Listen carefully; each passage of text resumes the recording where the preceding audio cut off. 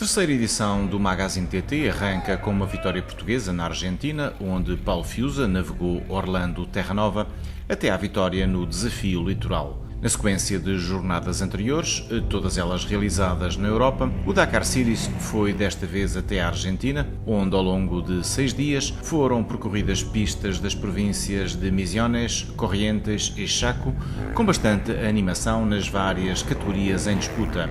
Nas duas rodas, o polaco Jakub Przygoński teve de se vergar a uma clara superioridade do francês Cyril Depré, que aos comandos de uma KTM gastou um total de 13 horas, 56 minutos e 54 segundos.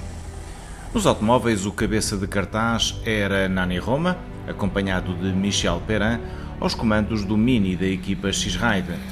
O espanhol teve, todavia, de se contentar com o segundo lugar, atrás do ídolo local, Orlando Terra Nova, que teve pela primeira vez a seu lado Paulo Fiusa, habitual copiloto de Ricardo Leal dos Santos.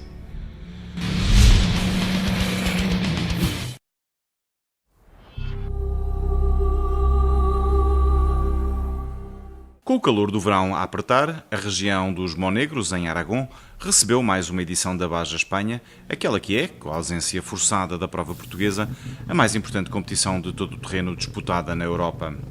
Uma boa lista de inscritos, com mais de 6 dezenas de viaturas na competição FIA Auto, a que se juntavam mais uma dúzia de máquinas da competição nacional, que incluía ainda uma mão cheia de buggies. Entre motos e quads, os participantes ascendiam a 43, e a grande novidade e recorde era a presença de nada menos do que 15 caminhões. A presença portuguesa não era numerosa, longe disso, mas pela primeira vez distribuía-se por todas as categorias e registava a presença de 2 senhoras. Fundadas expectativas nas motas, com a presença do campeão nacional de quads Beto Borrego, se bem que nas duas rodas também David Megre não escondesse que tinha ambições desportivas, pese o facto de a prova contar com grandes nomes do motociclismo mundial. Venho para lutar à geral, como é óbvio, e tenho aí vários pilotos, está o Barreda, está o Viladomes, está o Castor, são sempre pilotos top e espero poder lutar com eles até ao final. No squad, tanto Beto Borrego como o mais jovem e menos experiente Ricardo Antunes faziam a sua estreia na prova espanhola sob a batuta de Pedro Machado, da PA Moto, que lhes prestava assistência. Vou tentar mesmo tudo por tudo para conseguir chegar lá na frente, vou tentar. Como ouvi falar que isto é muito rápido, este percurso, vamos ver, as motos deles andam mais do que as nossas, as motos andam mais do que os quads, mas vou tentar, vamos ver o que é que vai acontecer ao final da corrida, espero bem que consiga, era bom. Vai ser a primeira experiência internacional, vim aqui para experimentar, para ver se vou gostar e se vai correr bem, para fazer o resto da Taça do Mundo. Tenho bons incentivos, um bocado de loucura e olha, vamos ver o que é que vai dar. No prólogo, que tal como as verificações teve lugar no circuito Motorland, a uma centena de quilómetros de Saragoça, ambos os pilotos de quad tiveram os seus percalços, mas alcançaram o 2º e 5º lugares na classe, com Borrego a ser ainda o 3º à geral. O prólogo gostava de ter ganho, mas não é nada de por ali além. O que interessa é hoje e amanhã. Vamos ver se corre bem, espero bem que sim. O prólogo foi bom. Só que a moto parou, teve um problema elétrico, o Machado esteve aqui a ver, passou assim qualquer coisa com a moto, mas correu bem, fiz o melhor que pude. Nas duas rodas, David Megre, aos comandos de uma KTM, ficou aquém do esperado e quedou-se pela 12ª posição, enquanto que a miúda Liliana Calado, fiel à sua Kawasaki, cumpriu, sem dificuldades, os 5 km de traçado. É a minha primeira Baja no Campeonato do Mundo, minha primeira prova também. Sinto uma grande responsabilidade e o que interessa é chegar ao fim. É o meu grande objetivo. O mais rápido neste arranque da Baja Espanha-Aragão foi o espanhol Juan Barreda, piloto oficial da Husqvarna, que ao fazer 5 minutos e 10 segundos gastou menos 3,3 segundos que o seu compatriota Óscar Romero neste quad KTM. Nos automóveis, a prova espanhola registava a presença de 3 equipas portuguesas, todas elas a apostarem em boas prestações. Todavia, apenas uma dessas equipas esteve em destaque no prólogo. A dupla Rómulo Branco-João Seródio levou a sua Isuzu D-Max à vitória entre os T2 e averbou ainda o 14º tempo absoluto, uma posição excelente para enfrentar o primeiro dia de prova. fizemos um bom prólogo, embora já tenhamos apanhado a pista um bocado deteriorada, com bastante pó, mas correu bem.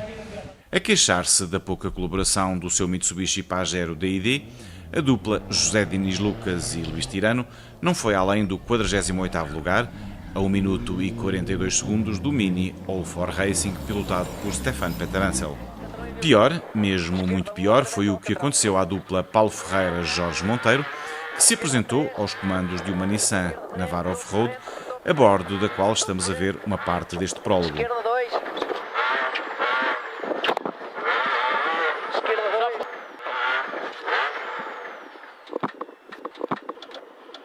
Arrancamos uma roda. O degrau, que não estava lá nos reconhecimentos, também apanhou Elizabeth Jacinto e os seus companheiros desprevenidos, mas a robustez do MAN TGS permitiu-lhe ultrapassar este momento mais delicado e conseguir averbar um magnífico segundo lugar entre os caminhões. Aqui temos a consagrado piloto portuguesa a fazer a sua estreia de caminhão na Baja Espanha-Aragão, apenas superado pelo Iveco da equipa que este ano ganhou o Dakar e aqui pilotado pelo francês Joseph Adois. Este prólogo eu tive consciência que é preciso fazê-lo muito bem feitinho, há certas curvas que têm que ser muito bem abordadas para se fazer bem, o caminhão é muito exigente, não se pode ir com aquele espírito de dizer vou andar muito depressa porque depressa é que é, não, é acima de tudo andar bem e não depressa, e amanhã pronto, vou competir com os outros caminhões, naturalmente gostava muito de fazer uma boa classificação, de chegar nos lugares da frente e sei que eles também, e portanto vamos estar todos muito a lutar pela vitória. Eu faço voto de estar no grupo da frente, vamos lá ver o que é que a minha experiência me traz para me ajudar a competir com eles. Temos aqui bons caminhões, vamos ver. Com 500 km pela frente, Stefan Petterancel, vencedor do prólogo, partia claramente como favorito, embora apenas mais de 6 meses depois de ter triunfado no Dakar, estivesse agora a regressar às competições. Mas o francês tinha outros argumentos. Mais on a fait pas mal de kilomètres en test, développement. On a été faire des essais au Maroc au mois de juin, des essais encore au Maroc au mois de juillet. Donc il y a 10 jours, nous avons fait 5000 km au Maroc, donc beaucoup de kilomètres, pas de compétition, mais ça va, je suis en forme et la voiture va bien. O primeiro líder da prova acabou por ser, todavia, o russo Vassiliev, aos comandos deste GeForce Proto, que venceu a primeira passagem pelos 200 km de setor seletivo, mas Petterancel repôs a hierarquia natural no troço seguinte e geriu a seu bel prazer a liderança até ao final da corrida.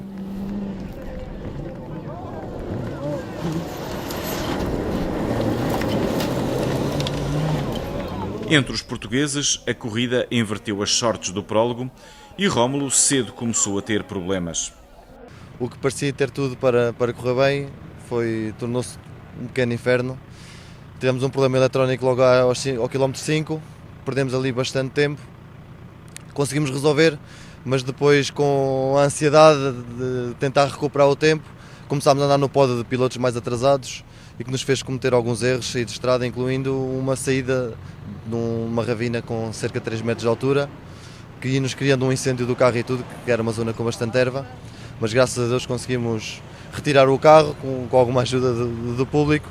Partindo de posições modestas, as outras duas equipas portuguesas foram forçadas a gerir muito bem a sua corrida, não cometendo erros nas ultrapassagens, e com isso acabaram por levar a água ao seu moinho. A dupla José Diniz Lucas-Luís Tirano terminou o segundo dia na 14ª posição, partindo assim para a derradeira etapa com terrenos mais abertos. A prova tem sido realmente espetacular, muito difícil, muito pó, muitos obstáculos, inclusive alguns concorrentes lá para trás, muito complicado, mas isso dá um sabor até especial a esta remontada. Nos últimos 200 km de setor seletivo, Diniz Lucas levou o seu Mitsubishi Pajero DiD ao top 10 final, averbando ainda o triunfo entre os concorrentes ao Campeonato de Espanha, aberto este ano aos pilotos portugueses. Quase a papel químico foi a prestação de Paulo Ferreira.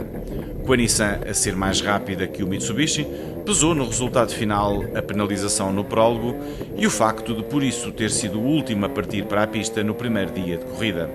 Nós, quando fizemos o reconhecimento, havia ali uma subida que o piso estava bom, nós tínhamos tomado notas muito rigorosas, eu ia acreditar muito nas notas E de facto o que aconteceu é que, como já partimos muito atrás, já muitos carros e muitas motas tinham passado, e criou-se ali um degrau numa subida que estava tapado com fecho que eu não vi, e bati lá muito forte com a roda do lado esquerdo e o triângulo desistiu, não quis chegar mais ao fim. A dupla da Nissan terminou em forte ascendente, averbando o 7º tempo absoluto no derradeiro troço, logo atrás de Jean-Louis Schlesser, o que lhe permitiu recuperar de último, no prólogo, até ao 11º lugar final, a 1 minuto e 44 segundos de Diniz Lucas. Tal como no Dakar, a prova espanhola assistiu a uma dobradinha da Mini, com o Khalifa Al-Moutavey, navegado por Andreas Schulz, a terminar na segunda posição a 5 minutos e 4 segundos de Peter Ansel. Terceiro lugar para o russo Vassiliev, aos comandos deste G-Force. Com o 7º lugar alcançado numa prova muito pouco favorável para o buggy por si construído, o veterano Jean-Louis Schlesser mantém a liderança na Taça do Mundo, tal como era seu desejo no início da corrida. Voilà, oui, on va attaquer. Tu sais, c'est pas fait pour nous ici, hein. C'est trop sinueux, mais bon, c'est sympathique de faire une Baja et ça me fait un peu d'entraînement, ça fait un peu des points peut-être, et voilà, en attendant l'Africa Race. Com os mesmos 500 km que a corrida dos automóveis, a prova destinada às motas teve duas fases completamente distintas, antes e após a passagem dos caminhões. Antes, a pista estava rápida e os portugueses de quad tiveram espaço para brilhar. Roberto Borrego cedo passou para a liderança da sua disciplina e, na geral, ocupava um notável quarto lugar, atrás de 3 pilotos top a nível mundial, Juan Barreda, Gerard Farrés e Jordi Viladoms. Estes dois, da equipa Bordoni Ferrari, equipa liderada pelo consagrado Jordi Arcarons, que se apresentaram aos comandos das muito competitivas KTM 530. Enganei-me só 2 vezes, acho que, como está marcado, acho que não foi muito mal. Aí pensei que o Oscar tinha abalado para a frente, mas depois vi que apanhou o pó dele, comecei a andar outra vez no pó, já vínhamos muito perto, tivemos os dois uma saída de frente e ele ficou preso nas pedras e eu consegui passar e cheguei na frente. Até agora está a correr muito bem, estou a gostar muito do percurso, fora a marcação. De resto é sempre entrancado, está muito rápido, gosto muito deste tipo de percurso. Prova excelente estava também a realizar Ricardo Antunes. À partida para a terceira etapa ocupava um magnífico terceiro lugar entre os quads e o 12º posto da classificação geral, à frente de nomes famosos do motociclismo mundial, como era o caso de David Castor, piloto oficial da Yamaha. O percurso é um bocado sinuoso, tem um bocado de pó, muita pedra, mas correu bem. Estava à espera que fosse outro tipo de piso, tudo normal.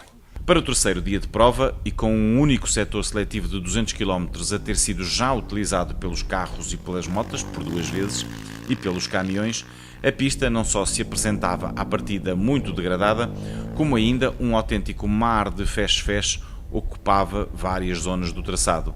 Fino como o pó de talco, o feche-feche não só travava os concorrentes, que por vezes desapareciam no interior de uma nuvem que tardava em assentar, como entrava de uma forma completamente inesperada para a caixa de filtro de ar, que rapidamente se tornava impotente para travar a sua passagem para outros órgãos mecânicos do quad. Roberto Borrego foi o primeiro a ser forçado a desistir. O mesmo viria a acontecer com Ricardo Antunes, que chegou a passar pela liderança do quad e só não prosseguiu em prova porque foi impedido pela organização devido ao muito tempo perdido com as inúmeras paragens para limpar o filtro de ar. As motos de 2 rodas conseguiram todavia superar esta dificuldade, como nos explica David Megre, que levou a sua KTM até ao 6º lugar absoluto, logo atrás de Jordi Viladoms. Isto é uma corrida onde os espanhóis têm muita vantagem e ontem eu já percebi que eles cortavam muito, hoje então é que eu percebi mesmo, pô, isto hoje é uma loucura. Se dizem que nós atalhamos, eles aqui cortam quilómetros e quilómetros, mas tem mesmo de ser assim porque é impossível andar na estrada. Estes 200 km com os jipes é impossível andar na estrada e então eles decidem andar completamente fora de estrada, andamos pelos lavrados, pelas searas, para tentar não ser tão perigoso para nós. Excelente foi também a prestação de Liliana Calado, que terminou a corrida de estreia na Baja Espanhola na 21ª posição, depois de quase 9 horas em cima da sua Kawasaki para cumprir os 500 km cronometrados. Vitória final de Juan Barreda, com Farrés a terminar na 2ª posição com mais 2 minutos e 41 segundos.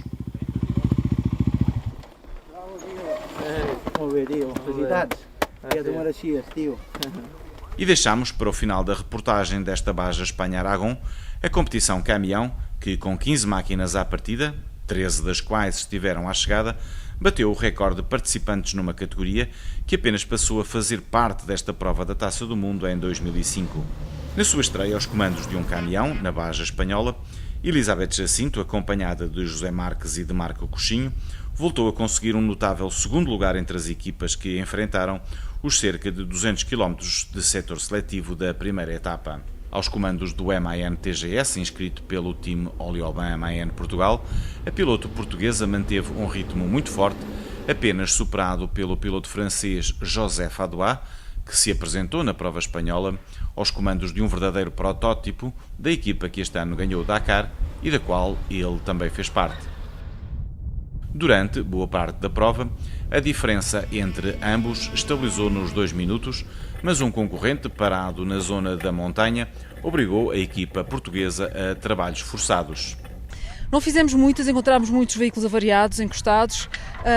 Tivemos um problema junto, que estava na montanha com uma rótula partida, a bloquear completamente a passagem e aí perdemos tempo, porque ele estava no único sítio onde se podia passar. Nós tivemos que nos atirar para a montanha, para o precipício, para as pedras. Foi difícil tentar subir, porque era muito inclinado, tivemos receio, demorámos muito tempo a pôr o caminhão outra vez na pista e aí perdemos um bocadinho de tempo, portanto tivemos azar. Mas quanto ao resto, tudo bem, os que iam à nossa frente deixaram-nos passar facilmente e o resto estavam avariados no percurso, havia vários. Para o derradeiro dia de prova, a pista apresentou-se muito degradada, mas nem por isso Elizabeth Jacinto baixou o ritmo. Não, hoje apanhámos uma boa tareia, não há dúvidas. Eu apanhei e o caminhão também, foi para os dois. O piso estava muito degradado, porque no fundo os carros passaram 3 vezes e os caminhões 2, sempre na mesma pista, no mesmo percurso. Naquelas zonas de fecho abre sulcos fundíssimos, o pneu entra, o caminhão sacode todo, há buracos escondidos onde nós não o conseguimos ver e, portanto, o percurso tornou-se bastante mais difícil que ontem e nós acabámos por nos cansar, porque depois também andámos mais depressa, diga-se a verdade. Conseguimos andar mais depressa, praticamente fiz o mesmo tempo porque acabei por furar e demorei 10 minutos a trocar o pneu e portanto acabei por ficar com o mesmo tempo, mas por condução ia poupar 10 minutos à chegada. Elizabeth Jacinto, que já triunfara na Taça das Senhoras em Mota e participara num 4x4, passou a ser o único piloto a averbar participações nas 3 categorias e logo com um notável resultado agora nos caminhões. Vitória incontestada para Joseph Adois, que gastou cerca de 6 horas a cumprir os 400 km de competição que estavam destinados aos caminhões, enquanto que, na terceira posição, ficou o Mercedes da equipa Epsilon, pilotado pelo espanhol David Oliveras, piloto que já por 2 vezes venceu esta Baja Espanha-Aragão.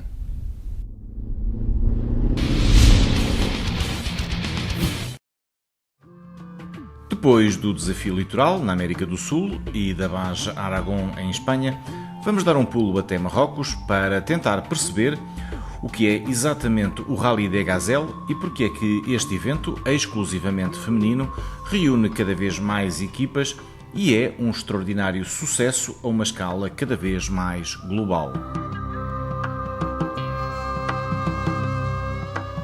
Este rally é um rally diferente de todos os outros porque é um rally de navegação.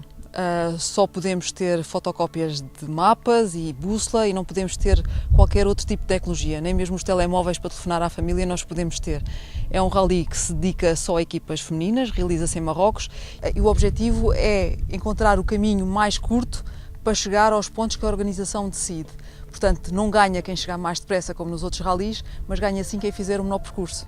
Para se participar nesta prova é preciso, em primeiro lugar, ter um veículo todo-terreno. Pode-se participar de automóvel, de moto, de quad, de caminhão, como se quiser. Este ano tive a sorte de fazer com uma Volkswagen Amarok, que é esta carrinha que está aqui connosco hoje. E, acima de tudo, temos que ter uma boa preparação de navegação e de condução. A própria organização proporciona esses estágios e exige que tenhamos uma formação mínima, ou seja, podemos não ser muito boas condutoras, mas temos que saber abordar todo o tipo de obstáculos em termos de condução e temos que saber trabalhar com os mapas e com a bússola e com tudo isso. Para além disso, temos todo um material a organizar, não só o material de navegação, como também todo o material de campismo, porque dormimos sempre em acampamentos. Temos que ter todo um conjunto de peças para resolver eventualmente alguma avaria que possamos ter no carro, ferramentas, um compressor e depois todo aquele material que é necessário cada vez que ficamos enterrados na areia, como as placas, as pás, para desenterrar o carro. Tudo isso nos faz falta e tudo isso tem que ser muito bem organizado, estar muito bem arrumado para ser funcional ao longo da corrida.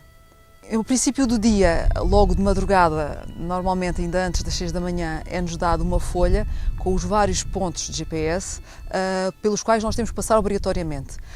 Nesses pontos no terreno temos um marroquino com uma bandeira à nossa espera para nos carimbar a nossa carta.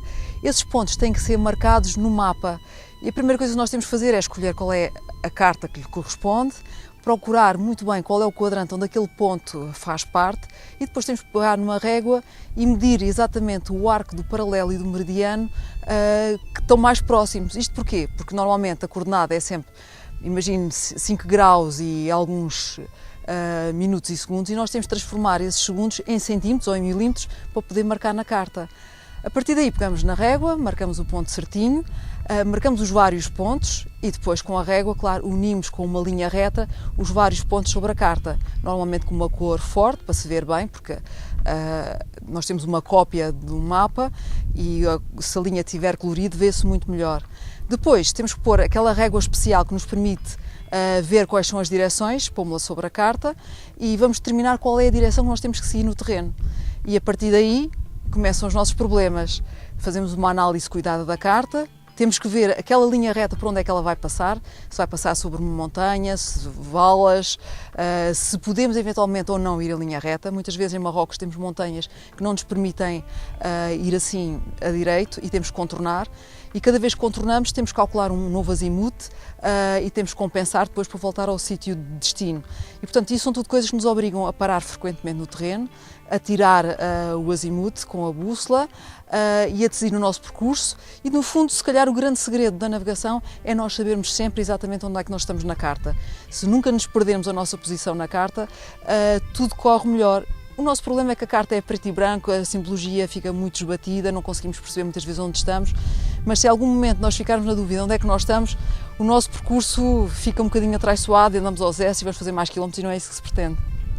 Nem sempre é fácil, principalmente porque em Marrocos o terreno é bastante acidentado, temos obstáculos de vários níveis, temos muitas zonas montanhosas, muitas zonas pedregosas, temos as zonas de areia, mas a verdade é que nós queremos sempre ir em linha reta o mais possível e muitas vezes, às vezes a melhor proposta de caminho para o carro seria contornar e nós queremos ir em linha reta. Isso obriga-nos a ser de facto boas condutoras e de facto quem conduz melhor é quem consegue fazer percursos mais curtos. Então fazemos às vezes grandes trialeiras, grandes subidas, grandes descidas, nas dunas é sempre uma aflição porque nas dunas não se consegue andar em linha reta, temos sempre que zigazear a procurar a melhor passagem para o carro, mas de facto nós queremos fazer o menor percurso possível, o menor número de quilómetros e de facto temos que enfrentar aquelas dificuldades das dunas e muitas vezes damos connosco enterradas, temos que cavar, temos que tirar as pás, as placas e as dificuldades são muitas, mas a verdade é que este rally é um grande desafio exatamente por ser difícil. Uma das grandes necessidades é de poupar o carro. Naturalmente nós temos que conduzir com muito cuidado, nós queremos,